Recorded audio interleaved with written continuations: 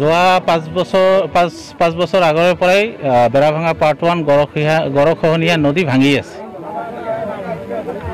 তো সেইটো লিষ্ট হৈছে গড়খহনীয়াৰ ক্ষতিপূৰণ দিয়াৰ কাৰণে।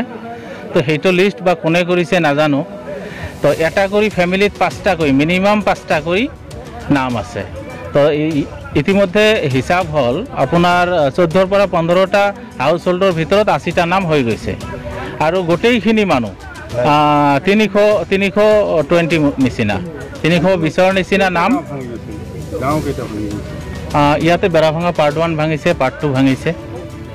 তো অকল আমাৰ বেৰাভাঙা পাৰ্ট 1টো অকল পাৰ্ট 1টো আহিব লাগিছিল আপোনাৰ 400 মানুহৰ নাম, ইয়াত আহিছে 80টা আৰু 80টা হৈছে আপোনাৰ 15টা হাউচ হোল্ডৰ নাম।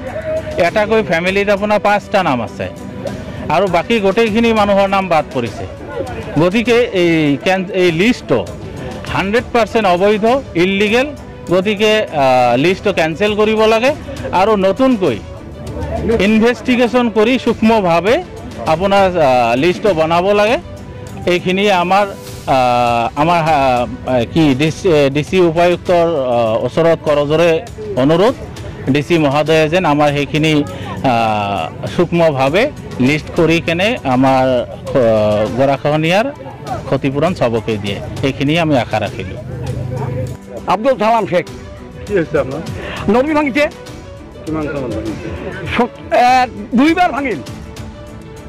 কিন্তু এতিয়া কি হৈছে? কিয় প্ৰতিবাদ কৰিছে? প্ৰতিবাদ কৰিছোঁ মানে আমাৰ গ্রামের কিছু ঘর ডাবল ডাবল নাম আসছে, তারা পাইছে বসে একবার ফিরি আবার তাকে নাম আসছে। একটা পরিবারের মধ্যে 4 জন 5 জন 2 জন 3 জন স্বামী স্ত্রীও আছে। স্বামীর নামও হচ্ছে, স্ত্রীর নামও হচ্ছে, বেটার নামও হচ্ছে, বেটির নামও হচ্ছে, বোনের নাম হচ্ছে, সকলের নাম হচ্ছে। ঘুরে ঘুরে 80 ঘর মানুষের খালি। শামসুদ্দিন মন্ডলে এগুলো বসে নিয়ে নিয়ে ঘরত বসি বসি এই লিস্টগুলো বানাইছে। আমরা লিস্ট দিয়েছিলাম, আগে লিস্ট বাতিল করে দিচ্ছে। হ্যাঁ, নদী ভাঙার আমার বাড়ি ঘর ভাঙছে। আমরা ক্ষতিপূরণের আমরা লিস্ট দিছি, জমির কাগজ দিছি, আই কার্ড দিছি, অনেক কাগজপাতি ঝিলে ঝিলে লাগে সরকারে সেগুলো সেগুলো আমরা দেওয়া দিছি।